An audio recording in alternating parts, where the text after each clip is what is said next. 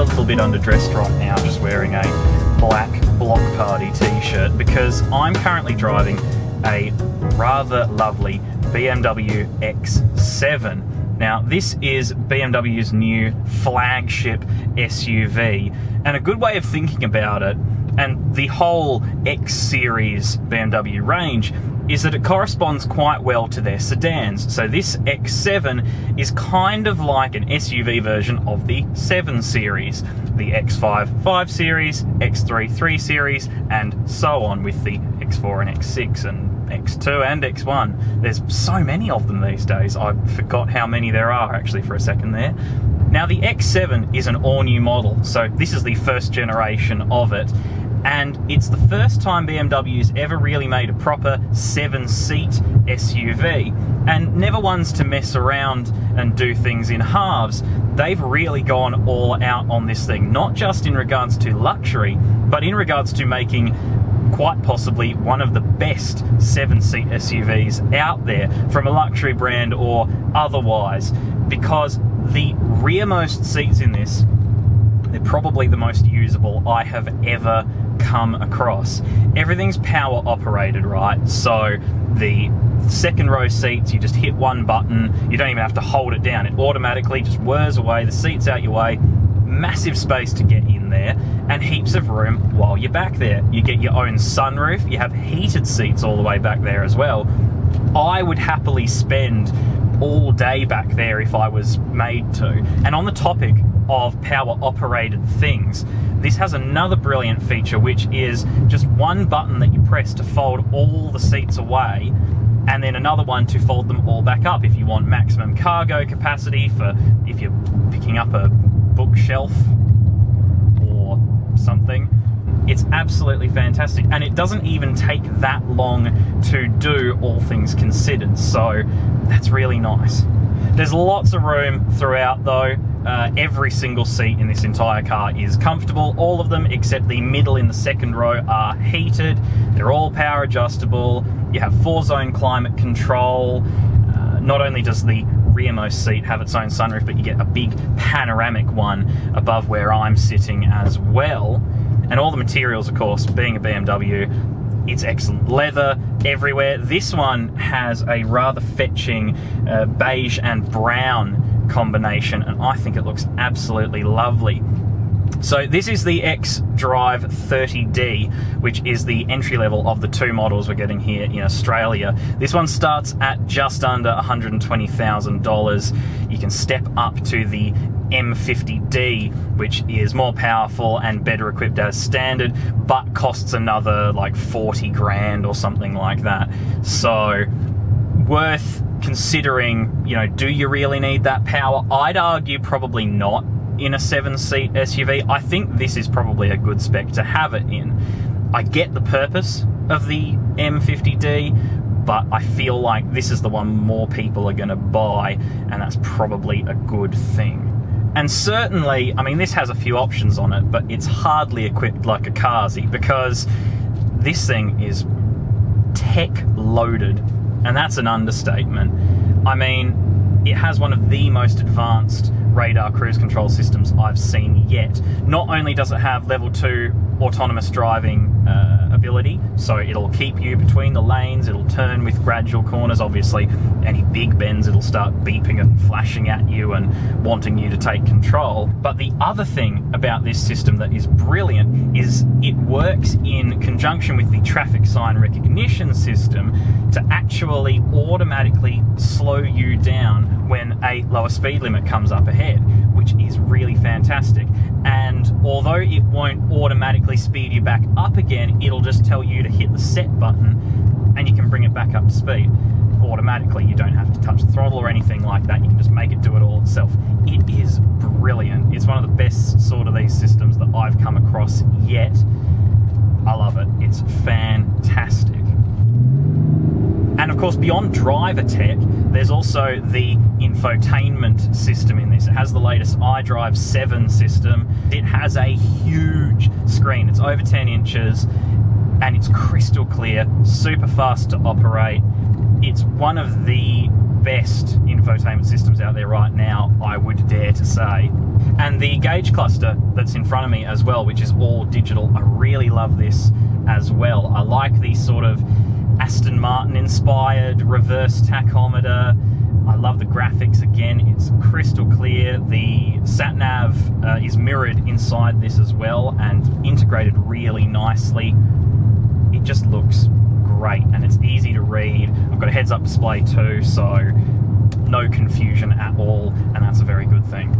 One other thing I want to touch on, while the interior is absolutely gorgeous, the exterior is one thing that's received a little bit of criticism from some people. I think most of you will probably know what I'm talking about, and that is the grille, the infamous kidney grille that is gulping on the front of this car. It is humongous. I mean, like, one half of it, one kidney, is the size of my head, basically. It is ginormous.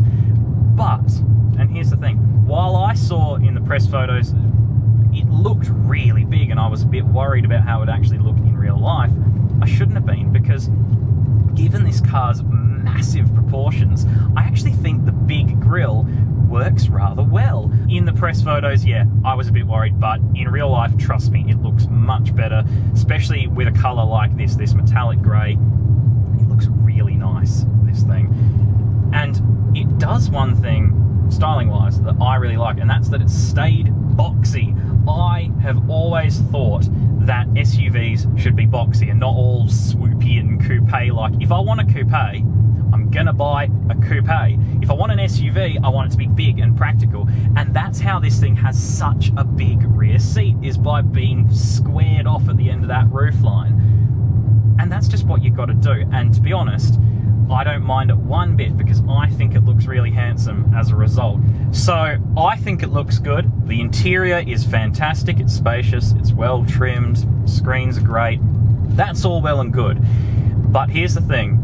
This is a BMW, and when it comes to BMWs, I always place more pressure on them to deliver a car that drives well than just about any other manufacturer. And when it's come to their SUVs, sometimes I have walked away a little disappointed. In the case of the X7 though, I'm very impressed. I really like the way this car drives, because it finds that perfect balance between being a big, comfy family car and being a BMW. And it's very impressive. Go away. It started, every time you say its name.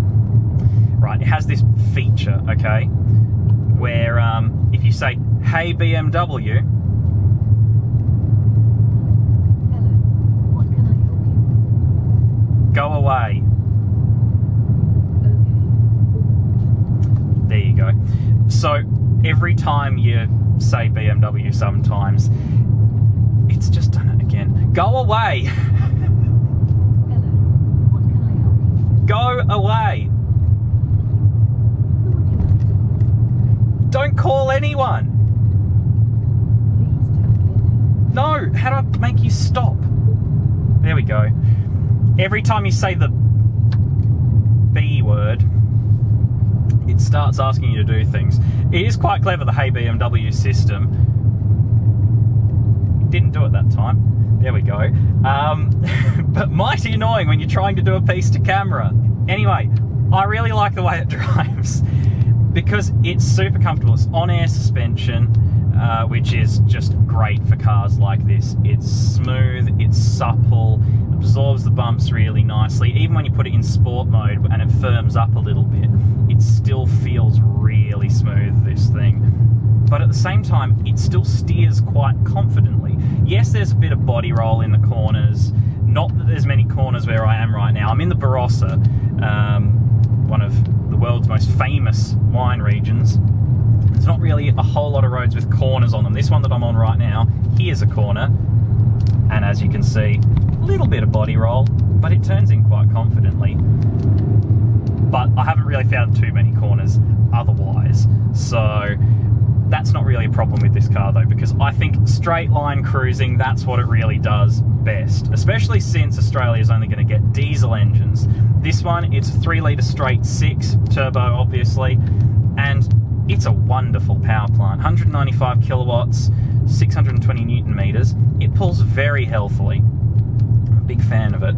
It's smooth, it's fairly quiet, but what noise it does make actually sounds really nice. Great engine, as you'd kind of expect from BMW. When you put your foot down, yeah, that's nice. Brakes, that's quite good. Braking performance isn't bad for something this big, that's for sure.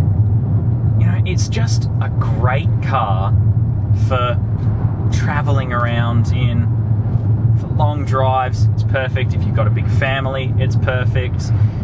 It's very impressive. Now, at 120, it's a lot of money. I'm not going to pretend like that's affordable in any way, shape or form for the average family, but I feel like you're actually getting a lot for your $120,000, and in that regard, it's quite impressive. The technology is great, the size is great, all the features it offers. I think they do go a long way to justifying it, as does the way it drives. Now, I do think the M50D, you're gonna be a really odd sort of person to buy one of them. I'm not sure exactly who's gonna go for that one, but this xDrive30d, this is really great if you're just after a nice, luxurious SUV that will carry as many people as a minibus and is still very nice to drive. You could do a lot worse. You could do a lot worse. In fact, I'm not even sure you could really do much better. Could this be my new favourite 7-seat luxury SUV? Quite possibly. It's a really impressive car. I'm really taken aback with just how much I enjoy driving it. It's just really pleasant. Really pleasant to drive. Smooth, quiet, just great. Awesome car. BMW, you've knocked it out of the park with this one, and I wasn't really expecting you to have, but yeah, I'm very impressed. I'm so impressed I can't even say words properly, which probably means it's time to wrap it up. Thank you very much for watching. Let us know what you think of the X7. Could you live with that grille? I reckon I could, given how good the rest of the car is, and given the fact it doesn't even look that bad, all things considered. Anyway, see you next time. Oh yes. That's nice. That's nice.